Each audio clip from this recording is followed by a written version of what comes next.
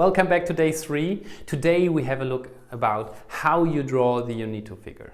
And before we go there, I would like to talk about 1 or 2 sentences about Younito as a technique, as a systematic approach about drawing. Well, in Younito, we want to make sure that everyone can draw. You might see this here. Everyone can draw and everyone is equal. So when you draw together, you have equal voice. If we would leave someone out and say, not everyone can draw, everyone but you not, that would be then wrong, right? That would not be equal voice. So for us, it is absolute essential that we say everyone can learn to draw. And this means that we're not leaving anyone behind. Welcome back, guys. This time again with our friend the pencil and the Neuland outliner.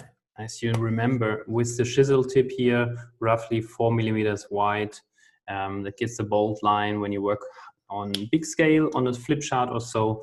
So yeah, those two are a good pair together. And today we have a look at the last piece in our puzzle before we put together tomorrow the flip chart.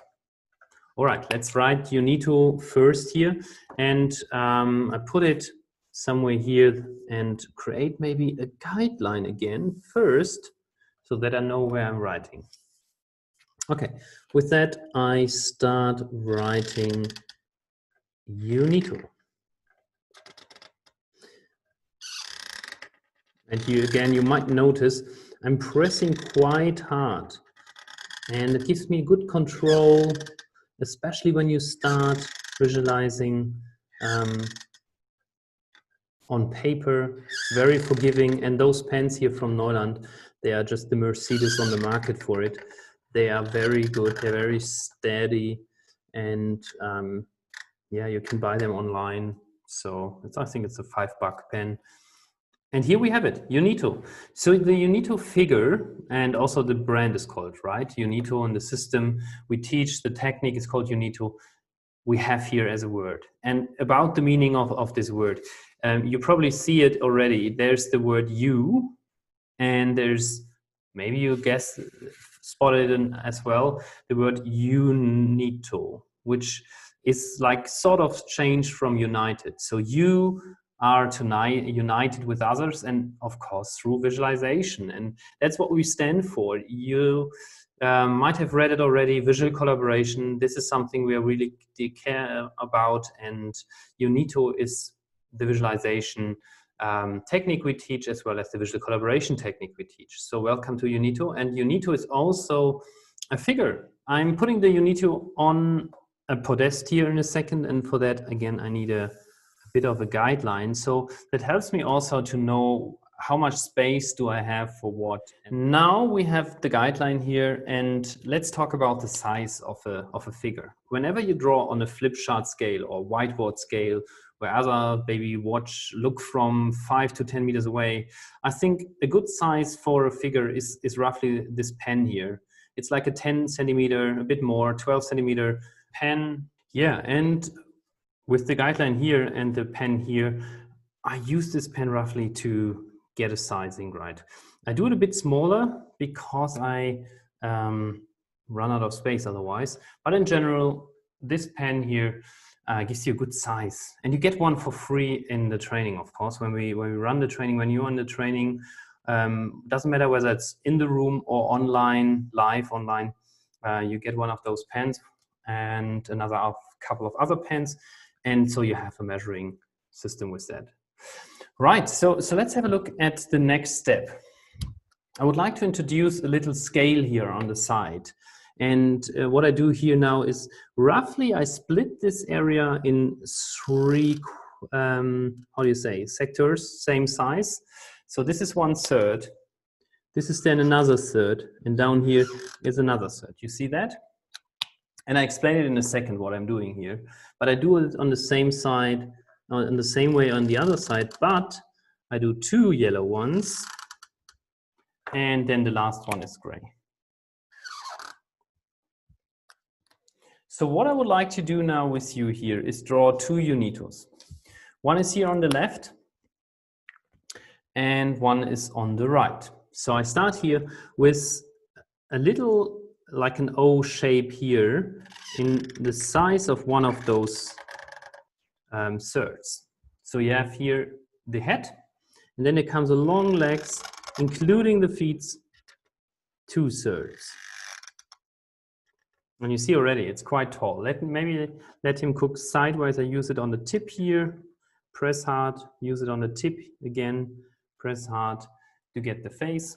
And then here on the other side, I do something here opposite. I use 2/3 for the head here on this side.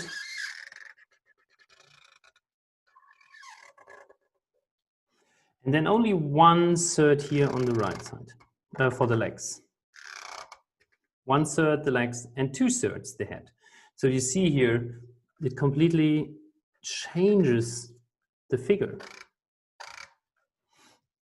It stands for itself already, it looks quite stable, but it looks better with hands. So maybe they point to each other. So let's draw an arm and then put a U underneath. So you see here, he's pointing and he's also pointing the same way. Hello, guys. And now with one arm, I find it's a bit lost. So it's good too that we add another one. By the way, the arms are coming out here of the shoulders. So on the tip, on the top of the legs or of the bottom of the heads here, this is where the arms come out. And then you maybe put it aside here into the hips.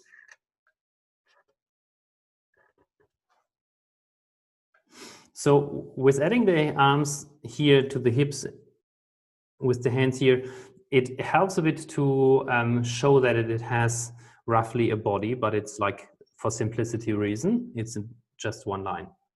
All right, so you have two different figures. One is 1/3 to 2/3, and this is 2/3 to 1/3.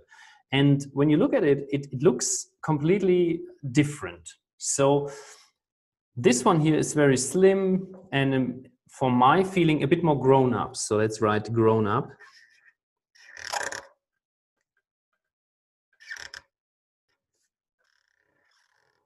It looks a bit like an adult. Grown up, very serious.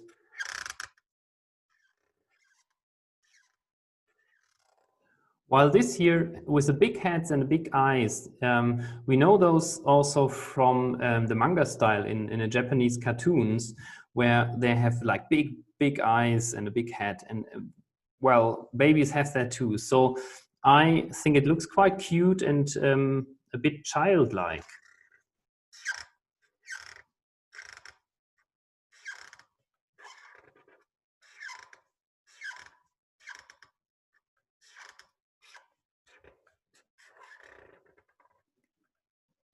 So here you have it. This is a bit like a scale, where you are from one side here and one side here have a scale, and you can basically change the proportions between the heads and the legs, and what changes then is the look and the emotional meaning. So from the grown-up, more serious person to a childlike, more fun, cute person. And this is something we do together when you attend the training, that you practice with us those figures. And in terms of your proportions, it's really something you should find out and test and play around with, that you say, okay, this is the proportions that I really like. Maybe it's 50-50, maybe it's 1/3 to 2/3, who knows? So with that, it's an invitation to play and to find your own figure inside the Younito framework. And yeah, one thing I like to mention as well is, maybe you have it in your head and haven't, because you can't answer a question here, anything right now, it's like, why are we not drawing more naturalistic? So we could have a body and put pants on and then have long hairs for women and those things. And I think out of my, well, it's not thinking, it's out of my experience, I know that you get in a very difficult spot when you draw genders or culture. So my idea is, stay away from any of those cultural or genderifications, and be neutral and be in a fun way making jokes about yourself, about everyone, and draw them in a more cartoonish style, as you see here in the Younito figures. It helps to get those out of the equation and come back to the conversation, come back to the content. That's what it's about, and not about whether a man or woman wears shoes, wears long hair or a pant. Welcome back. I hope you enjoyed this how to draw Younito using the slider technique about the different proportions, and I'm looking forward to see your own Younito figure you changed, and you can do this with us in the training room. We teach it live online as well as in the training room, and we look forward to have you in the training. And if you're interested about that, then hop onto our website. There is a link below and click on it to see the training schedule, and we look forward to have you in the training room. And with that, I say goodbye until tomorrow, when we put everything we learned so far into one flipchart drawing. Marcel from the Visual Friends says goodbye. Cheers! Thank you.